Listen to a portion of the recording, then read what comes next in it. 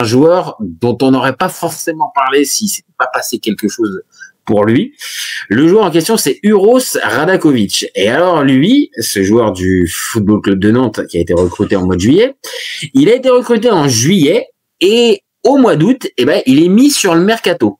Et alors, on va poser la question ensemble de savoir si c'est une simple erreur de casting ou si c'est carrément une faute professionnelle. Alors, moi, sans spoiler directement, je te le dis direct, pour moi, c'est une faute professionnelle de la part des Nantais. C'est quoi les stats du bonhomme? Alors, les stats du bonhomme, tiens, tu me prends de court. Attends, je te sors ça tout de suite.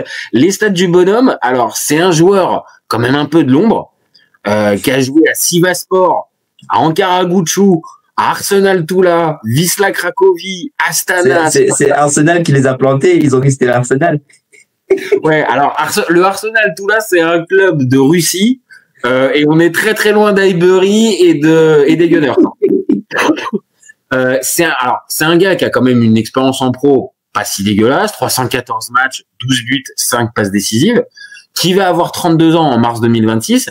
Mais bon, faudrait quand même pas non plus oublier que Transfermarkt le valorise à 650 000 €. Donc, on n'est quand même pas sur un cador. Et voilà, je pose juste la question. Je l'ai pas vu, le joueur. Mais quand il a joué combien de matchs l'année dernière? Et l'année dernière, 32 matchs, 4 buts, 0 passes décisives. Donc, il a joué. En championnat un peu turc? En championnat turc. Ça veut dire qu'on aurait pu le voir. En gros, on a un joueur qui est pas un top player en puissance, et clairement en plus 32 ans, qui va fêter ses 32 ans bientôt. OK, maintenant de le prendre au mois de juillet avec ces références là et au bout de 3 matchs de carrément, c'est même pas, on lui dit bon, ça va être compliqué de jouer. Là, on lui dit Uros, ça serait bien qu'en fait tu prennes tes affaires, tu contactes l'agent et tu repars. Oui, mais quand les joueurs ici, avant de signer, bon, il y en a certains, tu fais pas les essais parce que tu les vois tous les week-ends. La Turquie, c'est pas le championnat de Lituanie, tu vois. C'est un championnat qu'on voit quand même. C'est pas. En fait, c'est et d'une pour ça.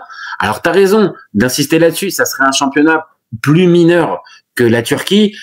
Bon, il y aurait un petit peu le côté, les gars, vous êtes peut-être fait avoir sur, alors non pas les cassettes, parce que maintenant, les joueurs sont plus recrutés sur cassette, mais on vous a eu un peu sur la présentation du joueur. Mais là, on parle d'un joueur Sivasspor, qui a fait 32 matchs l'année dernière, qui a des références et qui a été acheté début juillet. Donc, on parle pas d'un joueur, qui a été acheté dans la dernière ligne droite du mercato, et puis, on s'est rendu compte que le joueur était pas OP.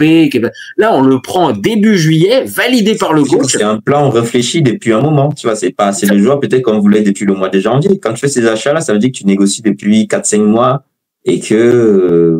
oui, c'est soit des opportunités. C'est soit des opportunités parce que tu as bien travaillé, soit le joueur est libre, ou tu as pu négocier ça avant, ou en tout cas, c'est une priorité chez toi.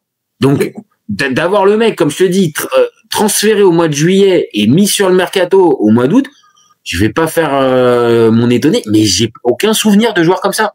Parce que des joueurs qui ont été mis de côté directement, ok, mais mis sur le mercato, recrutés 3 semaines avant, non, là, pour le coup, je connais pas. Et là, vraiment, Nantes, ils peuvent, apparemment, ce qui se dit, c'est que l'entraîneur ne valide plus le profil. Là, c'est quand même problématique, quand même. Ils ont changé de coach entre-temps? En fait, c'est Luis Castro. Alors, qui était l'ancien coach de Dunkerque l'année dernière. Dunkerque avait fait une belle saison. Ils ont fait demi-finale de coupe et ils ont fait les barrages pour monter. Ils sont pas montés. Oui, c'est ça. Et voilà. Et il est parti. Il est arrivé au FC Nantes. Donc, sur le papier, c'est plutôt séduisant. Un jeu offensif, énergivore et tout ça. Donc, école Benfica en plus. Donc, sur le papier, c'est séduisant. Maintenant, désolé, mais là, le bonhomme, sur le recrutement, en tout cas, je vais pas lui laisser grand chose parce qu'à un moment, il a fait le premier entraînement, il a dit qu'il voulait se barrer. Il voulait se barrer? Non, mais il est resté. Non, il est resté. C'est toujours lui. Donc, après, voilà, t'en rigoles.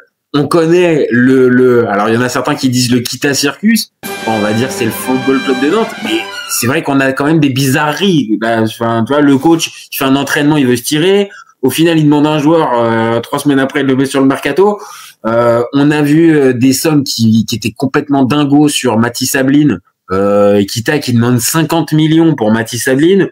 Bon, Nantes, on est encore parti sur les droits télé ne sont pas passés, frère. C'est dur. Oui, alors t'as raison, mais ils ont vendu Moses Simon au Paris FC pour 7 millions. Il y en a eu d'autres qui est parti casser les taux, je crois qu'il est parti. Chirivella, il est parti. Enfin, ils ont vendu quand même. Bon, écoute, je sais pas. Moi, après, on va pas. Mais lui, il a regardé les thunes de Arnaud directement. Il dit c'est l'un des hommes les plus riches du monde. Ça va, il peut me lâcher. Mais attends, tu rigoles, mais je pense qu'on ne doit pas être très très loin de ce type de raisonnement-là. Il a appelé personnellement, il a dit frère. C'est bon. Clairement, il a vu 7 millions pour pour Moses Simon, il a dit bon, bah alors attends, et si on tentait Ablin à 50, on sait jamais sur un dans ton Kita, il va baisser le prix, mais il va vouloir des actions chez LVMH. Ah bah après peut-être que oui, alors après peut-être que ça va se faire, ou alors en don défiscalisé, j'en sais rien. Bernard Arnault et la famille Arnault est généralement coutumière du fait. On va rester encore sur le terrain, mais bon, on connaît un peu le truc.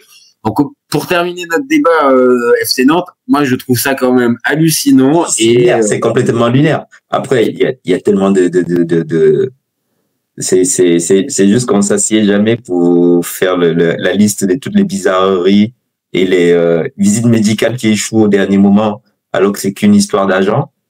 Combien de fois on en a eu depuis qu'on suit le football? T'en as une quinzaine dans l'année. Hein.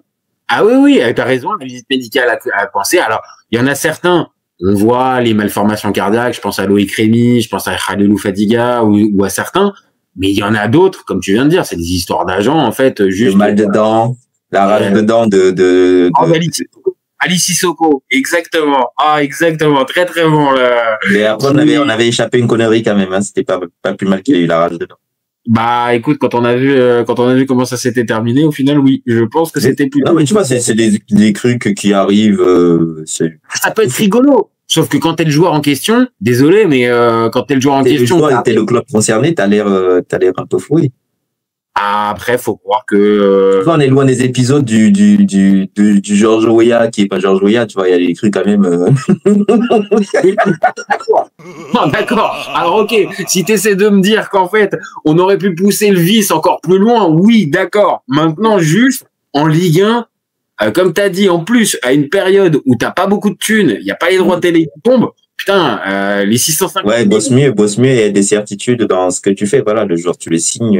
C'est ça. Tu l'as déjà vu avant. Parce que là, moi, je suis le Uros Radakovic. Mais alors, je t'explique, hein, je demande ce qu'on me paye tous les scouts, ils sautent. Ah bah oui. Sauf si c'est lui qui a validé lui-même personnellement. Là, c'est autre chose. Voilà. Ah ouais, non, mais alors si après, carrément, c'est une magouille avec le président, carrément, c'est quoi? Non, moi, je dis si c'est le coach qui a validé personnellement, il se rend compte de sa bêtise. Ça, c'est autre chose. Ah, ok, d'accord, ok. Alors, j'étais parti encore plus loin, carrément, en embrouille. Bon, ok, bon, bah, je pense qu'on a été clair. On trouve ça lunaire l'un et l'autre. Au moins, là, sur celui-là, on est d'accord.